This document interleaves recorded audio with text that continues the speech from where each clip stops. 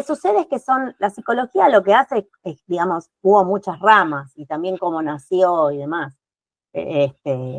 La psicología nace de alguna manera para separarse de la filosofía, digo, la psicología como ciencia no arranca, digo, bueno, como toda la filosofía dicen que es la madre de todas las ciencias, cosa que es verdad, y en realidad la psicología, en sí, principios del 1800, 1800 y pico, empieza como a querer separarse de pensar que ser una rama que estudiaba el alma, ¿no? Un poco que era como lo que se aparecía. Entonces empiezan a aparecer fines del siglo XIX, fines del siglo XIX, principios del siglo XX, empiezan a surgir los primeros laboratorios de psicología que hacen que aparezcan las primeras líneas, el conductismo y la Gestalt como primeras líneas psicológicas de lo que era la psicología más experimental. Pero en paralelo a eso empieza a surgir también todos los desarrollos de Freud y el psicoanálisis, en donde él dice, sí, no es el estudio del alma, pero digamos, no es solo contar lo que te va a hacer que vos te cures, sino que algo tenés que hacer con eso. ¿No? Así que bueno, un poco por ahí empiezan a aparecer distintas corrientes, bueno, y el psicoanálisis es una corriente que en la actualidad sigue con mucha vigencia, ¿no? Así que bueno, pero no me quiero, vos preguntame. No, pero eso, con respecto a eso, que no está, digamos, en los papeles, pero no importa. Con respecto a eso que vos decís, ¿por qué es tan criticado el psicoanálisis, que dice que tiene tan poca, digamos, resultado empírico? Al menos así dicen los conductistas, ¿no? El TCC, Ujú, viste que está como en auge y critica el exacto. psicoanálisis. Y a su vez, ¿por qué crees que en Argentina tuvo tanto impacto? Porque hay muchísimos psicoanalistas. Pese a que por un lado te dicen, che, no tiene validación, pero por otro lado hay un montón de psicoanalistas. Sí, Argentina es el país de tasa de psicoanalistas más alta. A ver, el psicoanálisis surge a partir de Freud y su tratamiento con las histerias, digamos, en fines del siglo XIX, Freud estaba estudiando, él era neurólogo y empieza a estudiar, a partir de sus pacientes, empieza a estudiar una nueva tipología que aparecía, que era justamente una parálisis en algún lugar del cuerpo y que, digamos, en los estudios de ese momento planteaban que era solo para las mujeres, digamos, que solo le aparecía a las mujeres. Entonces es por eso que aparece como la denominación de histeria, por el latín hysterium, útero, ¿no? Etc. Ujú. Vos decime, pues si no yo un poco a hablar y capaz No te importa, aburro. sí, sí, vamos bien. Y bueno, en función de esto, Freud empieza a estudiar con Charcot, también un médico muy reconocido de la época que trabajaba con la hipnosis, y lo que Freud se empieza a dar cuenta y a descubrir es que era bajo la situación de hipnosis, las mujeres que estaban en esa situación de trance comenzaban a relatar aquellos sucesos que las acercaba justamente a ese momento en donde se había producido la situación traumática que había producido la parálisis. En ese mismo momento en que aparecía ese relato, la parálisis desaparecía. Entonces ahí Freud empieza a pensar que había un poder en la palabra, pero siempre y cuando se anudara algún hecho traumático. Y empieza a decir y empieza a teorizar eh, todo lo que es el desarrollo de su teoría del psicoanálisis, que lo que empieza él a teorizar es justamente el desarrollo de el inconsciente. El inconsciente y, digamos, su primera tópica del aparato psíquico, en donde no había una localización biológica de ese aparato, pero que, digamos, tenía efectos en lo que se observaba. En lo observable había efectos, y también en lo que le pasaba a las pacientes. Obviamente ahí Freud en esa época fue muy cuestionado y se separa de Charcot, empieza a estudiar con su colega Breuer y empiezan a desarrollar, pensá que en esa época se intercambiaban cartas, ¿no? Claro. Empiezan a desarrollar toda su teoría, y lo que siempre se le criticó al psicoanálisis, pero que tampoco ninguna otra terapia ha podido explicar, es cómo a partir del lazo que se hace con esto, desde la palabra, desde lo que se dice, se puede producir cura. Digo, esto lo podés estudiar en Freud, después más tarde Lacan, digamos, y todos los psicoanalistas que vinieron luego, lo que empezaron a pensar era justamente que había una dirección en esa cura, que a partir de las intervenciones, en este caso del psicoanalista, de acuerdo a esas intervenciones que tenían que ver con empezar a establecer lazos con cuestiones bien del inconsciente, le permite al paciente desarrollar una cura, ¿no? Levantar un síntoma, por ejemplo. Un síntoma puede ser una inhibición de aprendizaje, por ejemplo. Entonces, a ver, se me ocurre, hay una autora, Alicia Fernández, que pone ahí una secuencia en donde hay un niño que repentinamente deja de leer y escribir. O sea, hay una inhibición en el aprendizaje. Eso es un síntoma. Una inhibición es un síntoma. Entonces, este niño que no podía leer y escribir, que venía leyendo y escribiendo y de pronto no puede leer y escribir sin ninguna causa aparente, hace que en el tratamiento y en el relato de este niño apareciera una escena en donde este nene era hijo de una mamá y un papá que el papá los había abandonado, y había aparecido otro papá en escena, un papá que no era biológico y era su papá de crianza, pero que había todo un secreto en relación a ese papá biológico. Nadie conocía detalles sobre ese papá. Un día aparece una carta, este niño descubre a la mamá leyendo una carta del papá biológico de este niño y se larga a llorar. Entonces el nene, queriendo conocer el contenido de esa carta, la madre le niega el acceso a la carta, la rompe y le dice: de esto no podemos decir nada, nadie se puede enterar. Eso, después de producto del análisis, Alicia Fernández dice, bueno, leer y escribir implica leer esa carta que era prohibida y que de alguna manera encerraba una traición a la madre, ¿no? Digo, leer esa carta es no hacerle caso a lo que la mamá le estaba solicitando, ¿no? Por ejemplo, digo, se me ocurre eso como un ejemplo en función de que es verdad esto que vos decís. El psicoanálisis muchas veces se lo ha culpado de no tener como un formato científico, desde lo que el conductismo piensa, desde lo empírico, ¿no? El conductismo va a venir a preguntarse solo por lo observable. Entonces el conductismo va a decir, yo puedo modificar una conducta, porque yo puedo hacer algo, puedo operar sobre un estímulo para que la conducta se modifique. Lo que el conductismo no puede explicar es qué pasa en ese proceso, qué proceso lleva al sujeto a tener esa conducta o a modificar esa conducta. Pero también, y acá poniéndome un poco del lado de los conductistas, no fue su objeto de estudio. En realidad las teorías se pelean porque se piden entre teorías cosas que no están estudiando. Al psicoanálisis le piden lo empírico y la base del psicoanálisis es el aparato psíquico, es lo mítico, es digamos lo que está encubierto, y al conductismo le piden que presente un proceso, cuando el conductismo no está pensando en el proceso, está pensando en el efecto, ¿no? O en lo observable. Entonces, bueno, se pelean, pero me parece que se están peleando mirando cosas distintas. Ese es un gran tema. Y perdón, porque me fui, pero en relación a la pregunta que vos me hacías, el psicoanálisis en Argentina tuvo su gran auge a partir de Raskowski, que empezó a traer el psicoanálisis a la Argentina, pero también a partir de todos los desarrollos de Herminda Verasturi, que trajo al psicoanálisis para trabajar con niños. Yo me especialicé cuando yo me recibí, me especialicé en niños, niños y adolescencia, mi especialización es en niños y adolescencia, y bueno, Colette Soler, Hermida Verasturi, fueron quienes empezaron a traer los desarrollos del psicoanálisis para pensar el sujeto.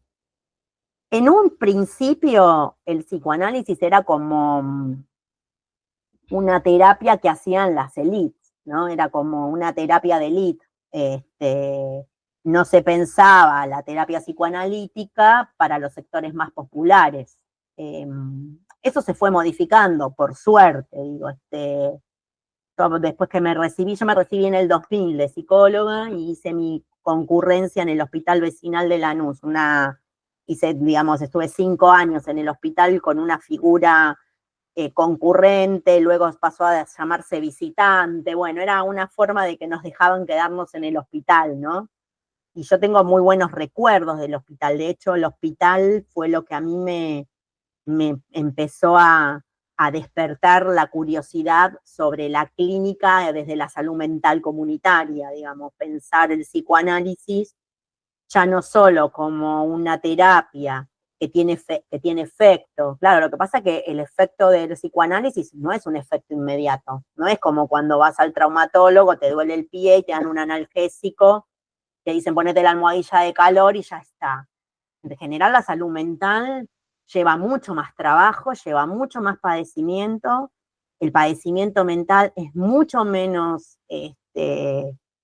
tolerado por el resto. Digo, es difícil convivir con alguien que está loco, vamos a decirlo así, rápido y mal. Digo, la locura, el padecimiento mental es algo que lo interpela al otro y no necesariamente lo entiende. ¿Viste? ¿Qué sé yo? Cuando hay, este, vuelvo al traumatólogo, te duele el pie, te dicen, bueno, pon el pie en alto, y entonces el que está al cuidado tuyo te dice, bueno, hacé caso, espera que te traigo la almohadilla, tomate el analgésico, y en un par de días te empieza a ceder el síntoma, y si no te cede el síntoma, tomas algo más fuerte, pues te haces una placa, etc.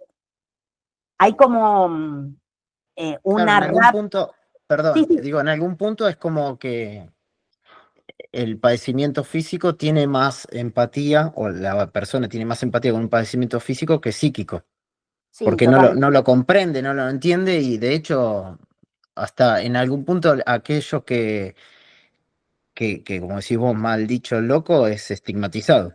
Totalmente. De hecho, vos pensá, cuando hay una depresión, digo, sea una depresión en adolescencia, en niños o en adultos, porque cada vez se están viendo más depresiones en niños y en adolescentes, no es una patología o un padecimiento solo del adulto.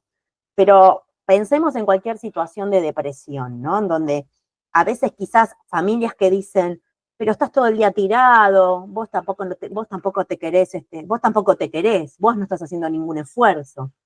Y quizás esa familia, esa persona que dice eso, no se puede, pero ni por 5 minutos poner en el lugar de ese otro, o se está poniendo en el lugar del otro, pero también como no sabe, como eso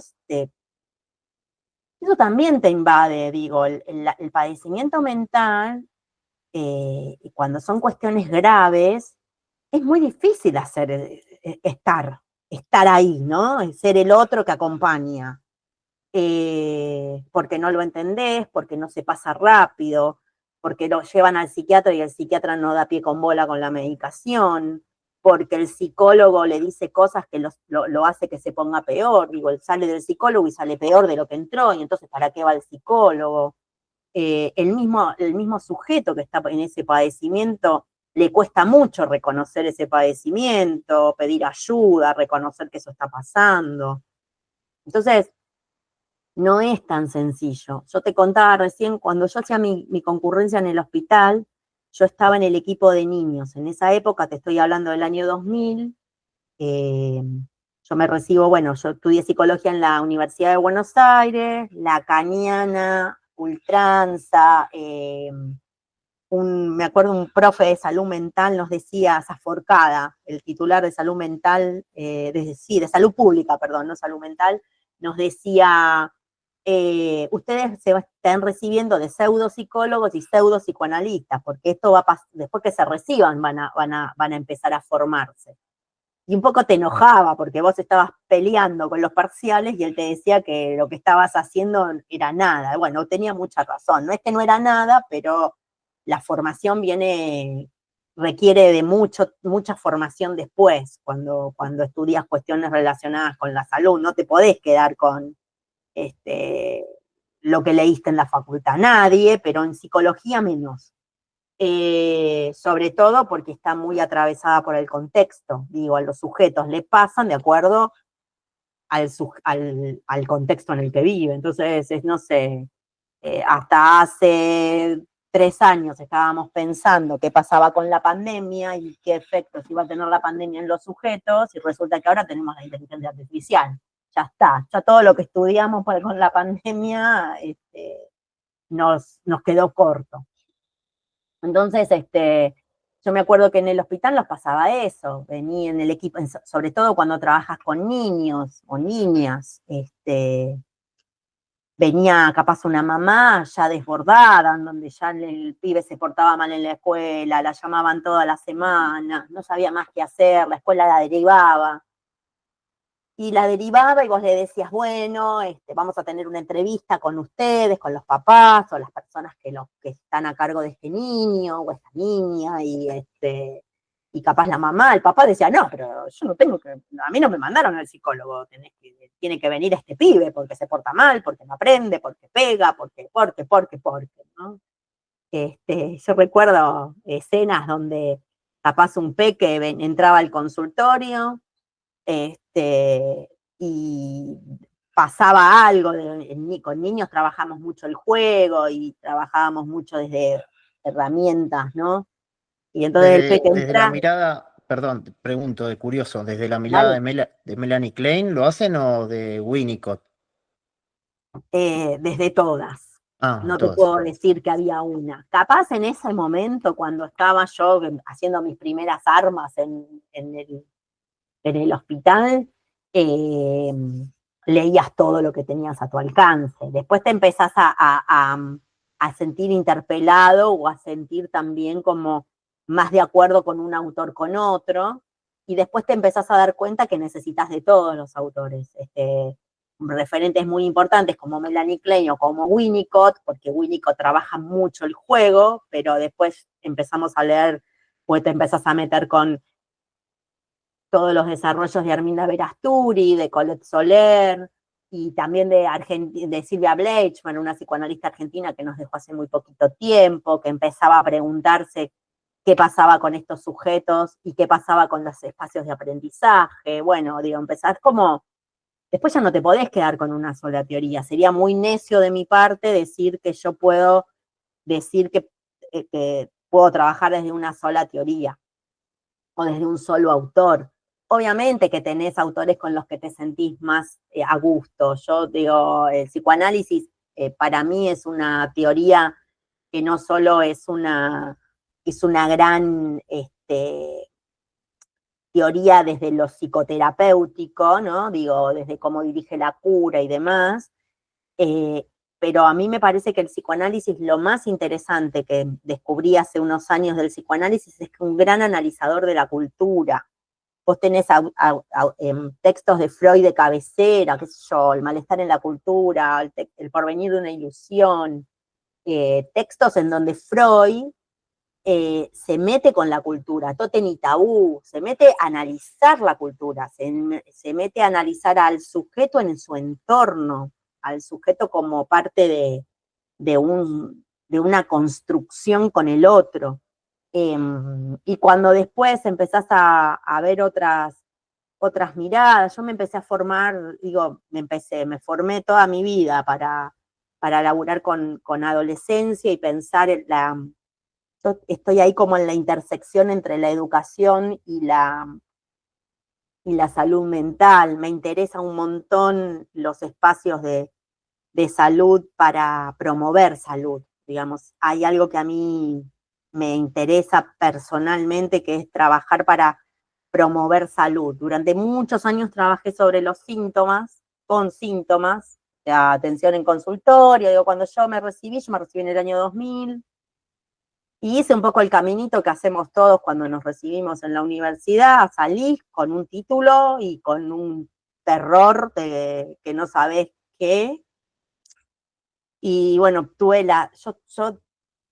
fui siempre yo siempre soy muy agradecida porque tuve muchos maestros en mi vida, ¿viste? Yo tuve gente que me enseñó un montón, pude entrar nomás me recibí, pude entrar al Hospital Vecinal de Lanús, al Narciso López, ahí encontré un equipo donde está, que todavía creo que está, como coordinadora del equipo Marcela Polisiquio, una psicoanalista de la hostia, Marcela Aguirre, digo, gente muy piola, me encontré con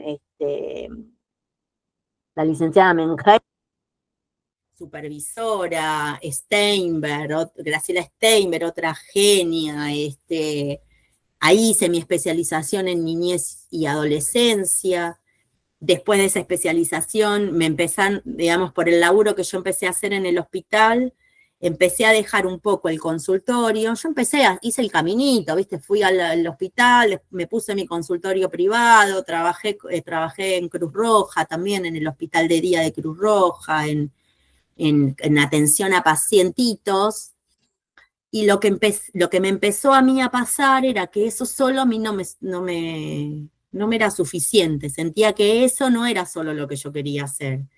Y el hospital y mi laburo en la universidad, yo trabajo en la Universidad de Lanús hace 26 años ya, el laburo en la universidad, que entré a trabajar en lo que se llamaba lo que se conoce como el área de extensión universitaria, me permitió empezar a meterme en las realidades de los territorios, ¿viste? En el laburo, en el barro, como se dice, no por la serie, sino en el barro en el sentido de pisar el territorio y empezar a ver como problemas muy reales, muy, muy reales. Te estoy hablando hace 26 años atrás, situaciones que nos las veíamos venir que iban a suceder o que iban a estar como están ahora, digamos, que vos decís, loco, si yo que soy un 4 de copas me puedo dar cuenta hacia dónde va la cosa, ¿cómo puede ser que los que tomen decisiones no la ven o la dejan pasar? Porque en realidad no es que no la ven.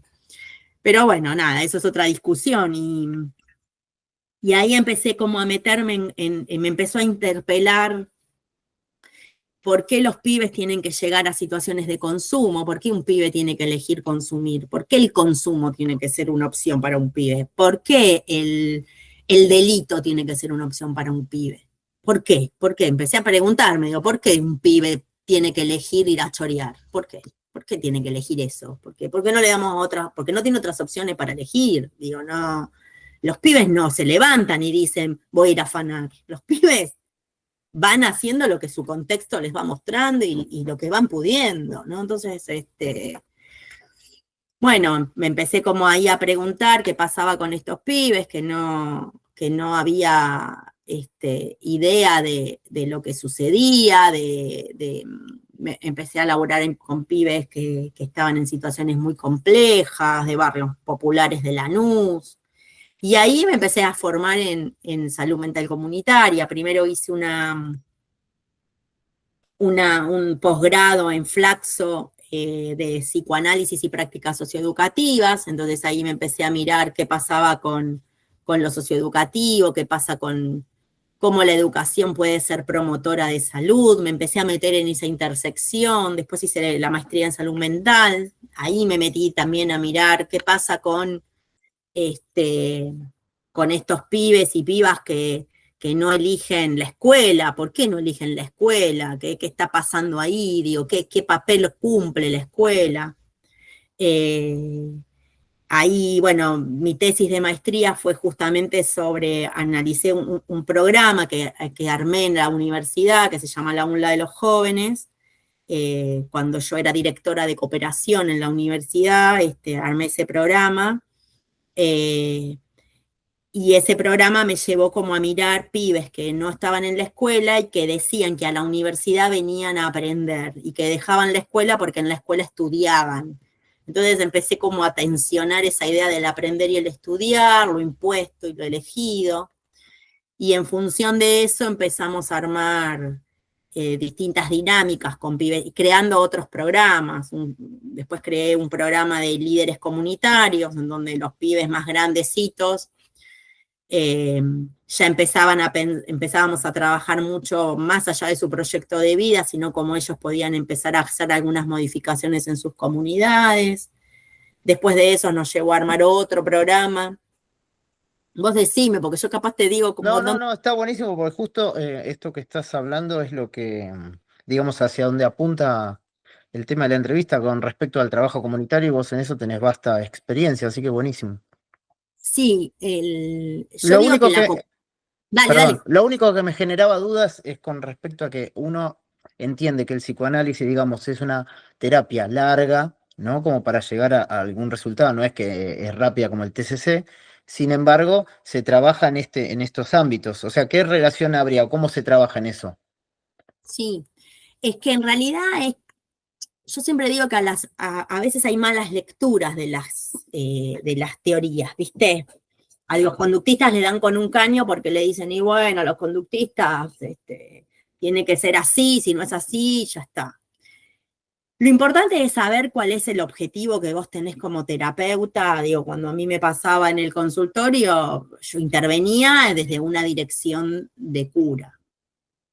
Cuando laburas en territorio, yo también digamos, no cambié mi marco teórico. O sea, mi marco teórico sigue estando ahí, sigo pensando desde el psicoanálisis, pero mis intervenciones también van en una dirección. Digo, y la dirección tiene que ser, por ejemplo, conseguir autonomía en los sujetos. Por ejemplo, que los pibes y las pibas sean protagonistas de su proyecto de vida, que no les sea desconocido, que lo que ellos quieren hacer con su vida sea una elección real y no sea una elección impuesta, ya sea por los mandatos familiares o por los mandatos sociales. Digo, pasamos en estos. Yo empecé como directora de cooperación en el 2007, hasta el año pasado. Fui directora de cooperación, el año pasado, además de directora de cooperación, me sumaron a mi dirección Bienestar Universitario, entonces tenía a cargo el programa de género y el programa de discapacidad. Y entonces ahí que laburábamos, en ambos sentidos, para los pibes, tanto para los pibes adolescentes, para los pibes que estaban en conflicto con la ley, porque articulamos con el CREU, que es un centro es horrible la palabra, centro de reeducación para pibes que están en conflicto con la ley penal.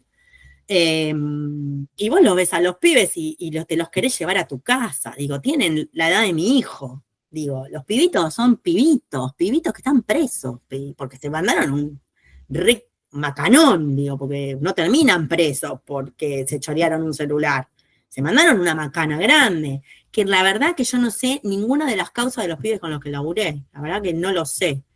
No me importa, no me importa. Y los he tenido sentados del otro lado de mi escritorio, armando una actividad porque venían a hacer una tarea comunitaria o porque logramos que el juez los autorice a venir a la universidad y yo los tenía hablándoles de igual a igual y diciéndoles lo que les tenía que decir. Y la verdad que nunca me dieron pena.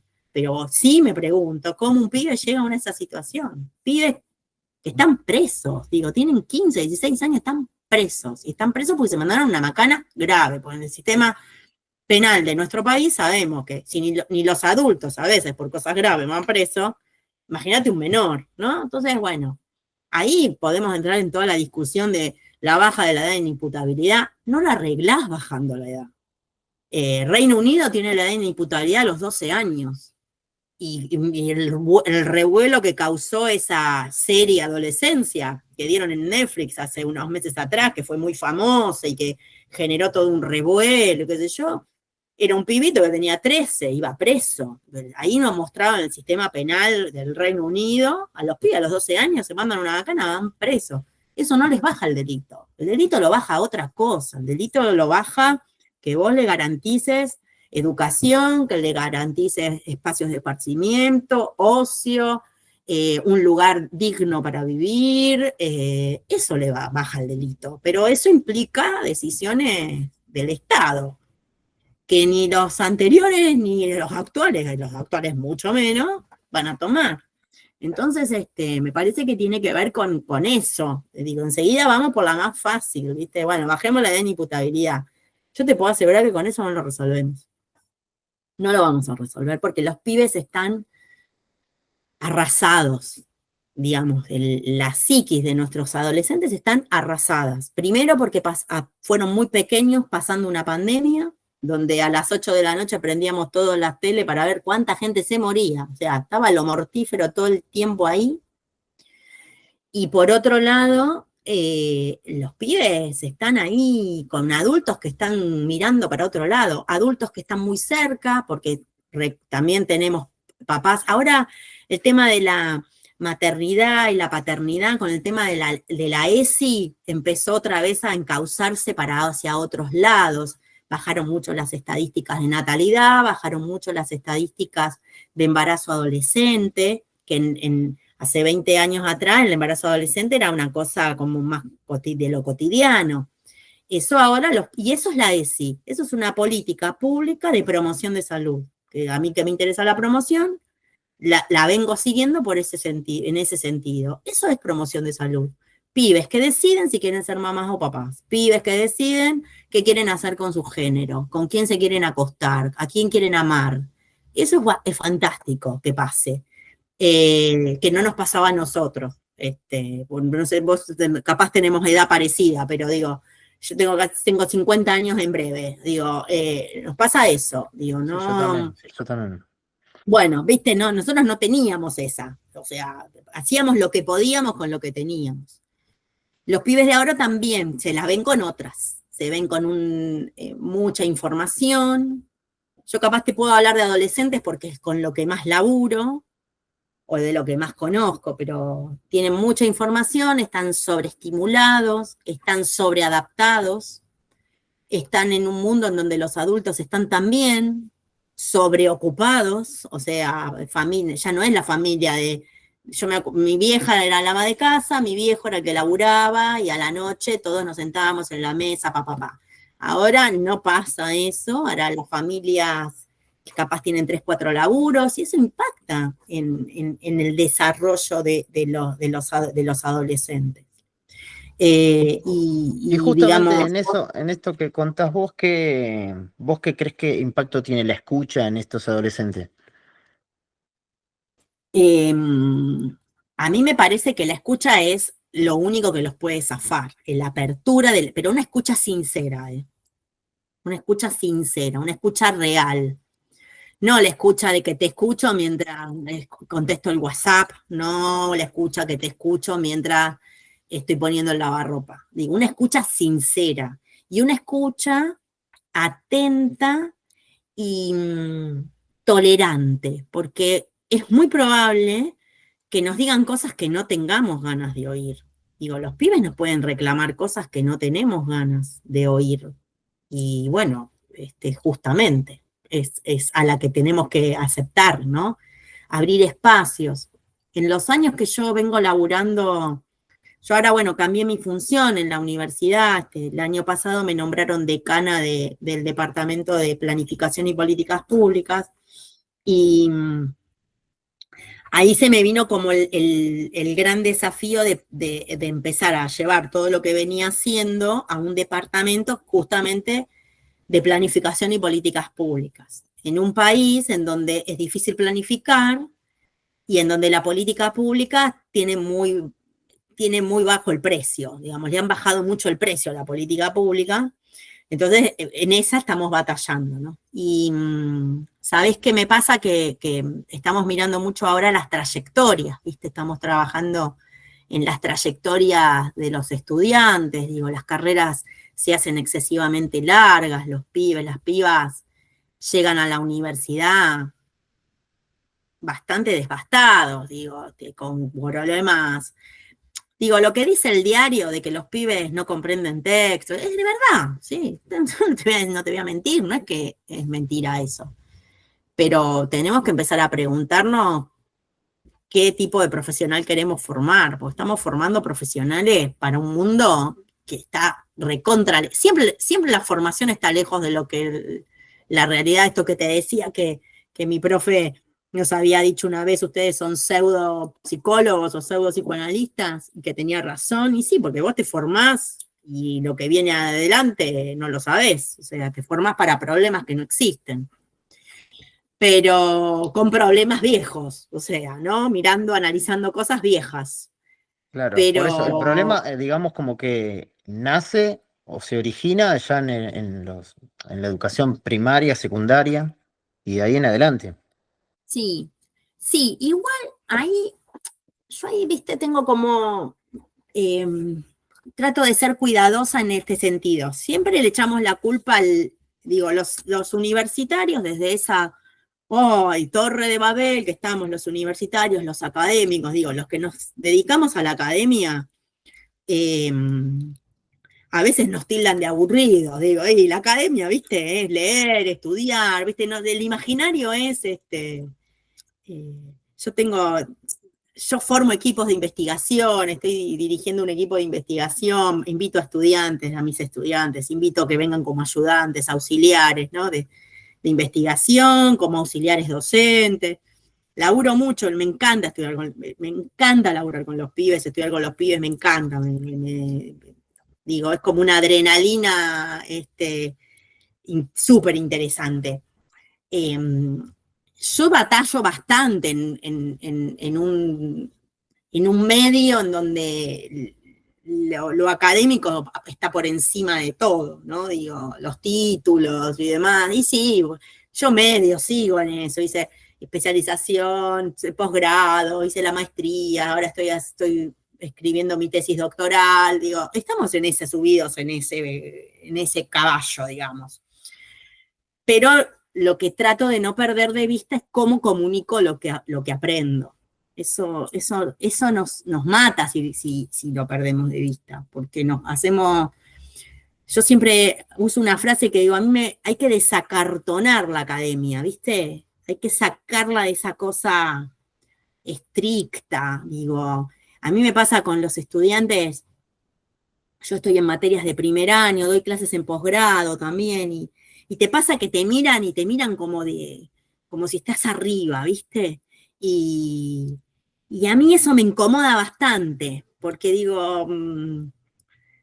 estoy acá porque hice este camino, pero no soy el único, ni estoy por encima ni por debajo de nadie. Estoy donde estoy, haciendo lo que creo que tengo que hacer, lo que me gusta, lo que trato de disfrutar de lo que hago. Cuando las cosas no me gustan, me voy, pero eso lo tengo muy claro, pero, viste, la academia en medio te empuja, viste, te empujan esas cuestiones, cuando estás en espacios de gestión también te empuja a, a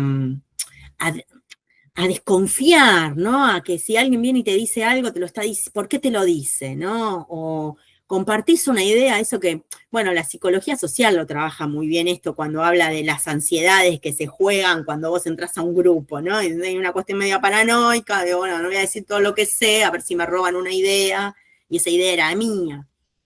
Y te pasa, y en la gestión te pasa un montón, quizás a veces desde lugares mucho más, ¿cómo decirte?, más diplomáticos, mucho más sutiles, pero vos sabés que te están jugando, más, sobre todo cuando estás en espacios en donde tomás decisiones, en donde vos sabés que ese espacio es un espacio que quizás otro quiera, pero bueno, no, qué sé yo, lo que tenés que tener claro es que, y esto se lo debo a mi viejo, mira, que siempre me dijo que nadie es indispensable, y yo eso lo llevo como una bandera, ¿viste? Nosotros ocupamos lugares y somos accidentes donde estamos. Después podés estar en un lugar de gestión y al otro día podés estar haciendo cualquier otra cosa que no te imaginabas. Yo nunca me imaginé, cuando yo entré a la universidad, yo soy primera generación de universitario. Mi vieja, como te dije, era ama de casa, mi viejo era metalúrgico, después se puso un negocio. Lo único que hicieron mis viejos es apoyarme para que estudie. Eso era como una cosa de, viste, a todos mis hermanos, ¿eh? Y ellos capaz mi vieja, por ejemplo, me decía, bueno, vos tenés que ir a la facultad, pero no vayas con esa facha, ¿no? Te decía, ¿no? Entonces ella pretendía que yo, no sé, fuera de trajecito, por decirte algo. Y yo, recién salía de la secundaria, andaba, como podía.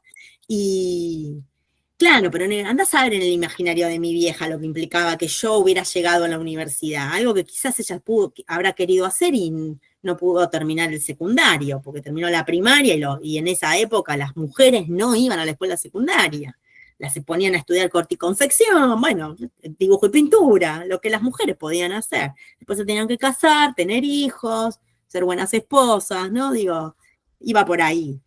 Y bueno, y mi vieja con esas pocas herramientas, y yo te digo que en muchos aspectos uno lo ve con el diario del lunes, era re machirula, las cosas que hacía y demás,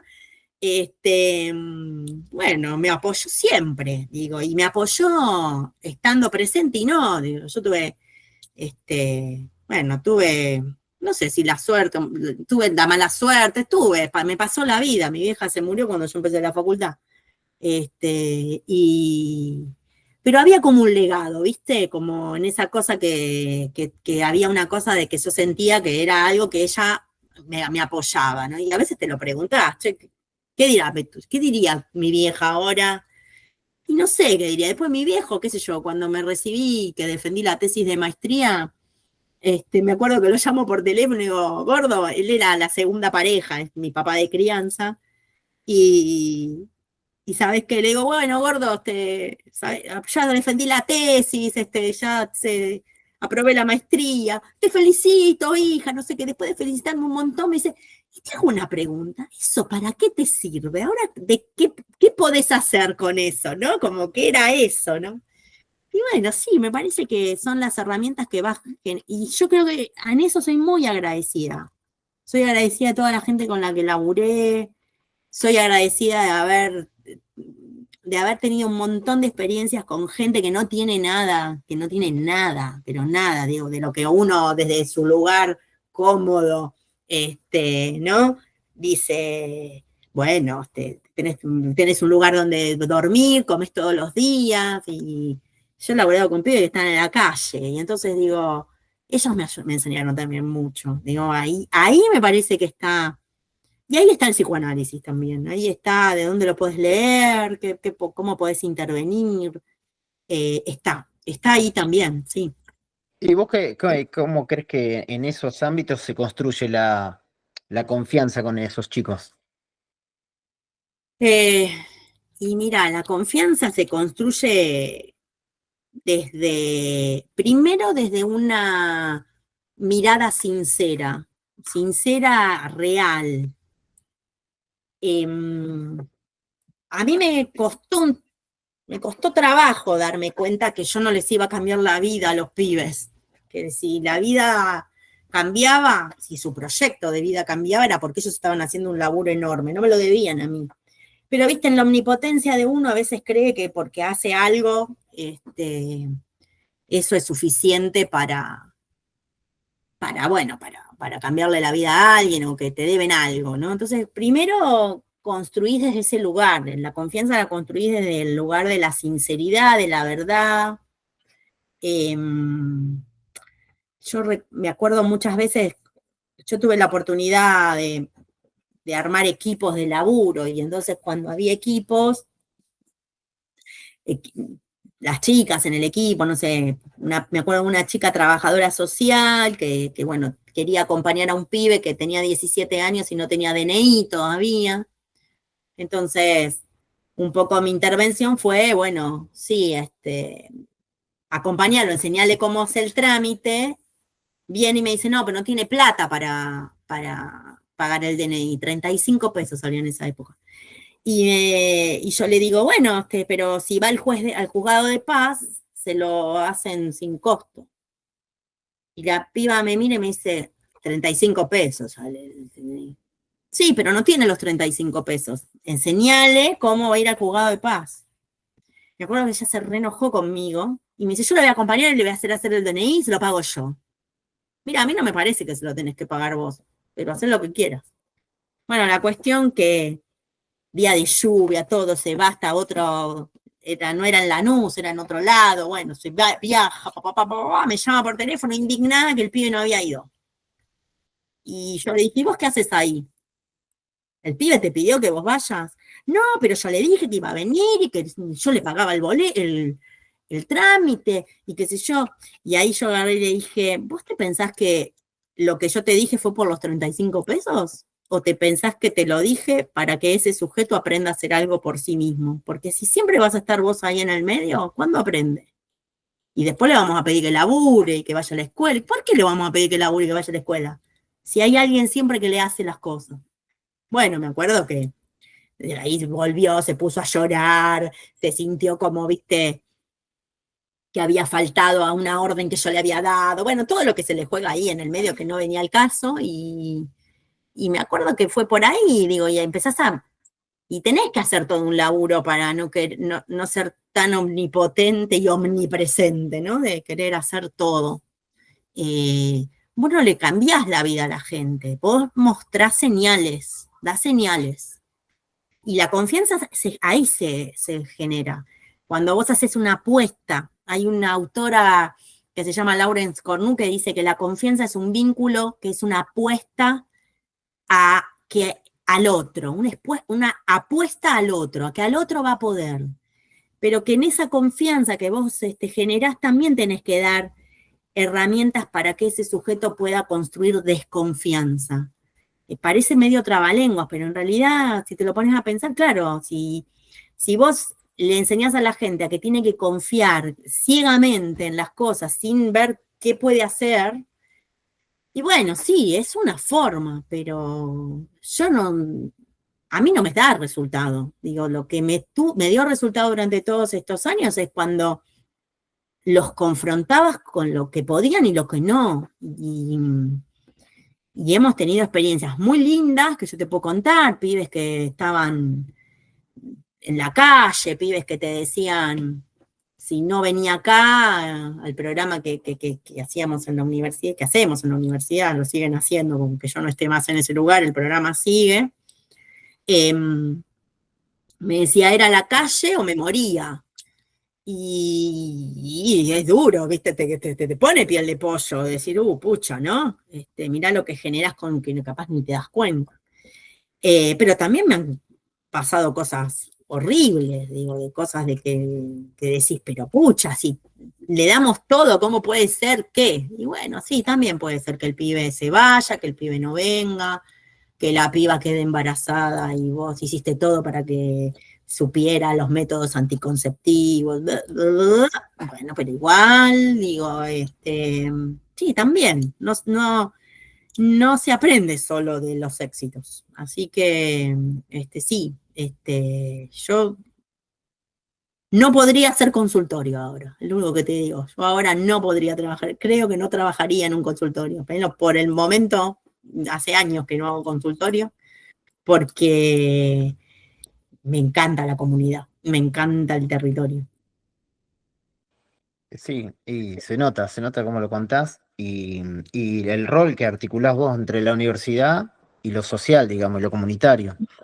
Cómo uniste ambas cosas y está buenísimo. Y te iba a preguntar, que no viene al caso, pero digo, en esos trabajos que vos contás que se realizan en la universidad, ¿solamente puede asistir gente de la universidad o puede asistir gente, no sé, por ejemplo, yo podría ir como para ver, como para aprender o no, o solamente tiene que ser gente que pertenezca a la universidad?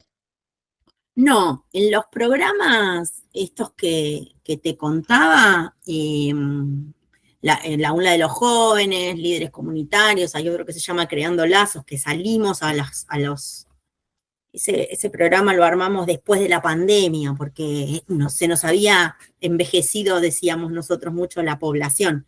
El aula de los jóvenes es un programa para 13 a 18 años y teníamos todos pibes muy grandes y no teníamos pibes de los más chiquitos. Entonces empezamos a armar un programa que nos permitiera salir al territorio, a ver algunos. Y ese es abierto a toda la comunidad. Nuestra población objetivo son los pibes que no están en la escuela, los pibes, digo, yo sigo diciendo porque lo creé yo ese programa, así que en 6 meses que hace que estoy como en otra función, me es difícil todavía despojarme, ¿no? Pero sí, digo, el equipo que siguió, que quedó conformado y que sigue laburando, y el nuevo director que le puso mucha garra también a poder seguir que el proyecto continúe aún así, con todo lo que se sabe de financiamiento de las universidades y demás. Es un programa abierto y pueden ir pibes y pibas. El único requisito para los talleres es que tengan la edad de cada programa, digo, o sea, líderes comunitarios es hasta 18, la aula de los jóvenes es hasta los 18 años, de 18 a 24 años es para líderes comunitarios porque se trabajan otras cosas, para pibes más grandes. Pero sí, en esos programas pasaron distintos actores, pasaron estudiantes que hicieron movilidad, vinieron catalanas, me acuerdo que estaban haciendo la carrera de trabajo social en Barcelona y vinieron a hacer su programa de movilidad bueno, a estos programas.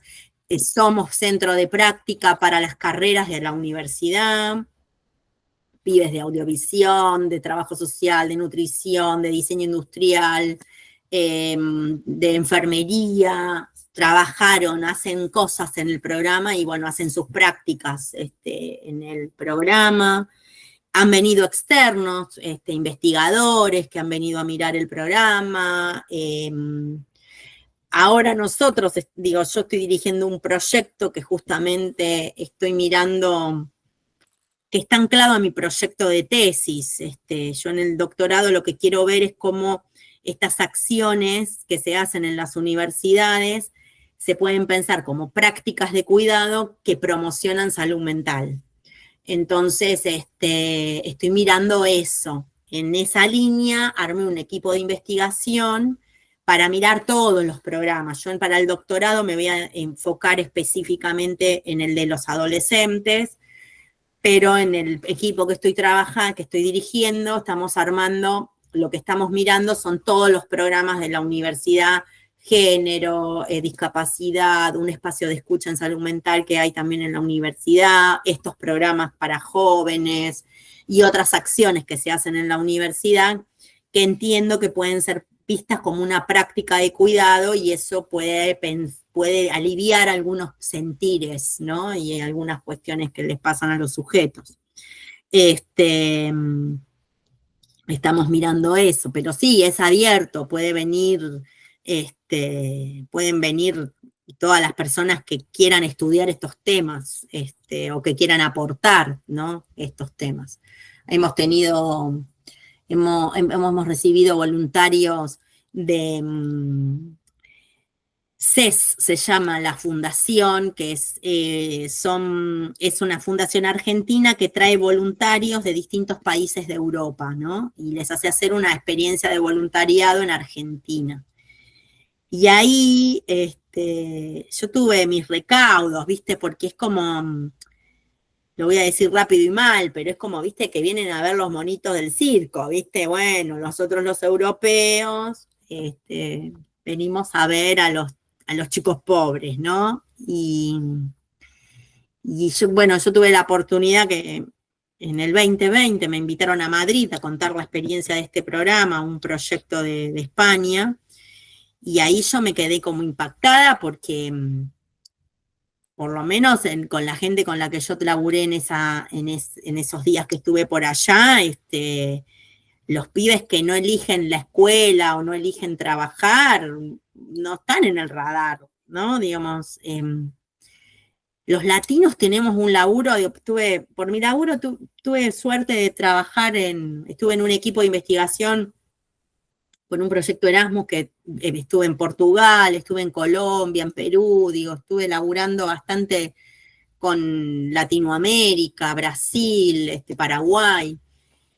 Y sabés que los latinoamericanos tenemos una mirada distinta y nos formamos un montón.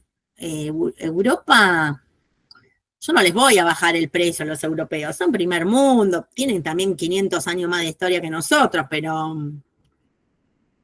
viste, en la formación tengo mis dudas. Nosotros estudiamos un montón, nuestras licenciaturas son larguísimas, ellos en 5 años son doctores, y vos tenés que pensar que tenés, haciendo todo muy bien, 5 años una licenciatura, una maestría te lleva haciendo todo muy bien 5 años, yo no me atrasé en nada y me llevó 5 años, y el doctorado, entre que empecé a cursar y ahora que estoy en pleno laburo de tesis, y me va a llevar otros 5, entonces vos decís como nos formamos un montón, y también es verdad que no somos los europeos que tenemos una oficina y entonces damos clase e investigamos, no. Yo tengo una oficina, pero porque soy la decana de un departamento, pero tengo a cargo el grado, el posgrado, la investigación, la docencia, y después doy clase, y después estudio, ¿no?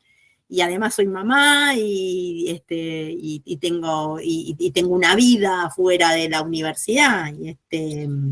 Bueno, los europeos, viste, eso lo tienen un poquito más armado, ¿no? Pero bueno. Claro, sí, sí, me imagino. Sabía que era más corta, pero no sabía que era tan corta en diferencia la carrera allá con respecto a acá. Pero me Sí, asombraste. sí, mirá, en una ingeniería estás hablando ellos cambiaron los planes. Y una ingeniería, por ejemplo, a los 3 años tienen el título es como un título técnico. Después hacen 2 años para obtener una licenciatura que no es habilitante, y después tienen el título de ingenieros, que es un año más. Y los doctorados están en un promedio, claro, ellos también, las licenciaturas son de 3. También es verdad que los títulos de ellos no son habilitantes como los nuestros. O sea, un licenciado en psicología no está habilitado a todo lo que estamos habilitados nosotros desde nuestro perfil profesional. Son carreras como más reguladas, digo, además nosotros tenemos carreras reguladas como medicina, enfermería, nutrición, bueno, las ingenierías son reguladas, tienen estándares, hay un montón de cosas que tienen que nosotros eso lo tenemos es muy cuadradito, muy estructurado, digo, no nos podemos salir de ahí, porque claro, porque emitimos un título que habilita el ejercicio profesional, no tiene que ver solo con el contenido, vos intervenís. Entonces eso explica que nuestras carreras sean más largas. Igual lo tenemos que revisar. De hecho, estamos en pleno revisión de planes de estudio en la universidad y en todas las universidades nacionales, porque hay una ley que establece que tenemos que pasar a créditos universitarios. Pero de ahí lo más interesante es empezar a pensar que el aprendizaje está centrado en el estudiante y no en el profesor. Y eso también es una lucha interna en la universidad. Los profes creen que saben todo. Los profes ponen la nota. Pero el que hace todo el laburo es el estudiante. Entonces digo, pero reconocer eso también lleva a otras discusiones. Y bueno, estamos justo en esa discusión. Sí, muy bueno esto que decís. Sí, porque en algún punto sí, siempre es como que hay una especie de educación, pero hay una diferencia entre el poder del docente, digamos, y el alumno. Están en condiciones inferiores, ¿no? Digámosle. Pero bueno, está bueno que por lo menos se empiece a rever esto, qué sé yo, como para Ujú. poder generar otro tipo de conocimiento y no sea todo requerimiento de que vos tengas que recordar tal o cual cosa. Está buenísimo. Sí. Pero bueno, para ir cerrando, Carla, y no, obviamente que te agradezco muchísimo.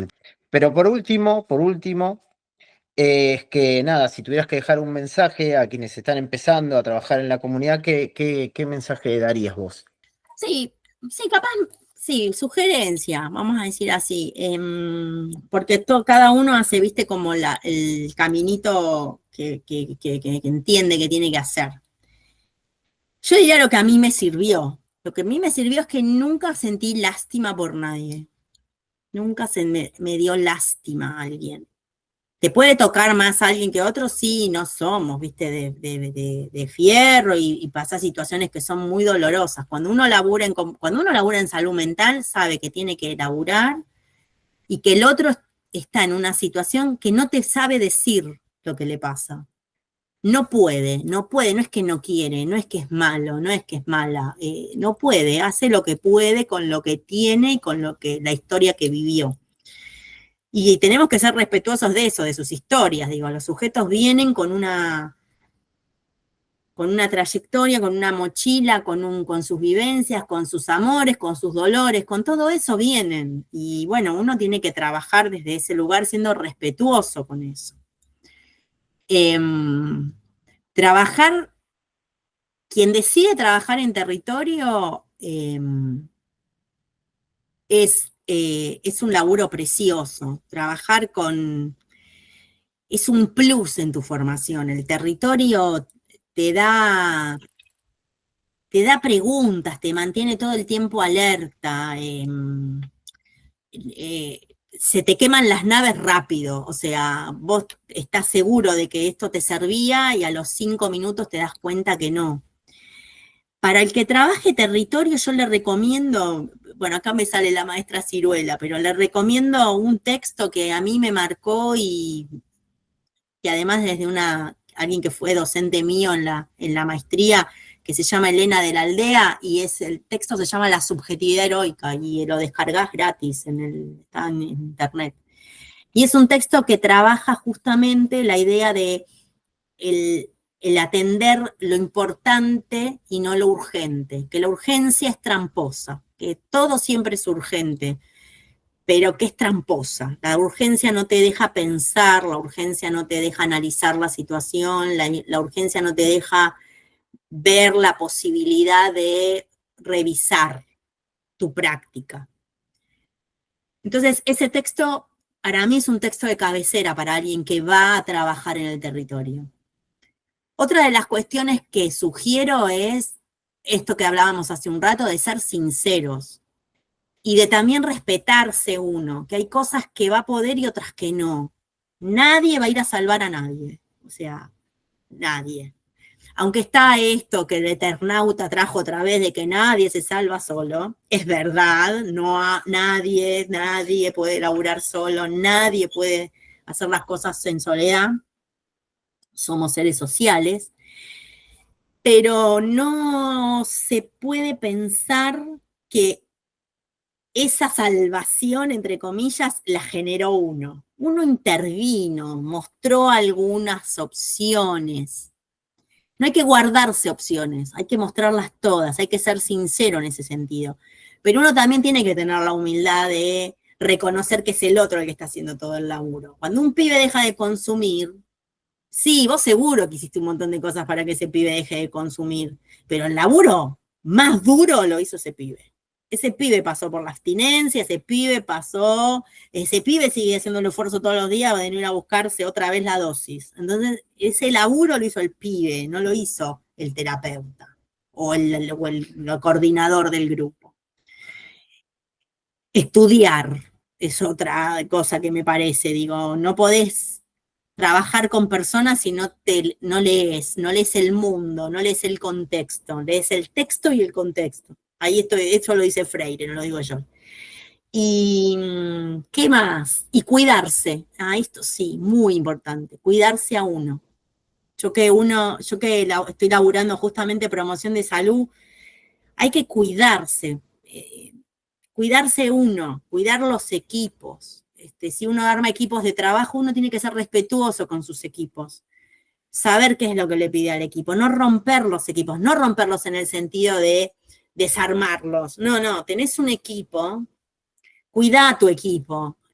Tu equipo es tu valor, entonces cuídalo.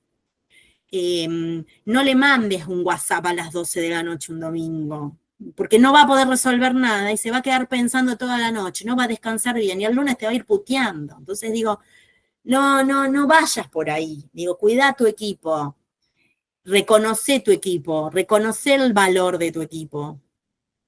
Cuídate vos te tenés que cuidar, vos te tenés que cuidar un montón, vos tenés que poder tener, más allá de que los psicólogos tenemos nuestro análisis, nuestra supervisión y demás, pero así no fuéramos psicólogos y trabajáramos en el territorio por otra cosa, digo, hay un montón de experiencias, por ejemplo, de las referentes de comedores comunitarios, muy de los 90, los comedores.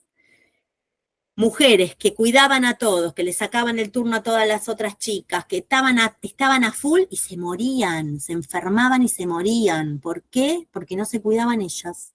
Porque les empezaba a doler algo y se tomaban una valla aspirina y seguían. ¿Por qué no? Hay que cuidarse, hay que saber parar, hay que saber pensar en uno. Y no es egoísmo, es cuidado, cuidarse. Y si vos te cuidás, estás cuidando al otro también.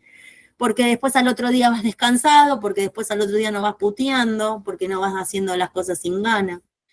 Entonces yo, no sé, eso es como lo que fui recopilando de muchos maestros que tuve yo en mi vida. Yo te lo dije hace un rato, yo fui privilegiada, yo tuve grandes maestros. No docentes, maestros, porque algunos tenían títulos y otros no, pero me enseñaron real, ¿viste? Cuando aprendés. Y Y bueno, algo que sí que te enseña el psicoanálisis, que tiene que ver con poder analizarte a vos mismo y poder empezar a leer las señales que nos va dando la vida, ¿no? El contexto. Creo que eso, no sé qué otro, no sé si es un consejo, ¿no? Estoy muy lejos de No, dar no, consejos. bueno, pero yo me expresé mal, pero sí. Pero buenísimo, buenísimo esto que comentás y bueno, te repito, te agradezco un montón tu tiempo, súper No, por generosa, favor, así no, que no. muchísimas, muchísimas gracias y seguimos en contacto, nos hablamos porque te voy a hinchar Dale. obviamente por otras cosas y aparte por lo de la universidad. Sí, sí, lo que necesites me decís, Facundo, no, yo no tengo problema.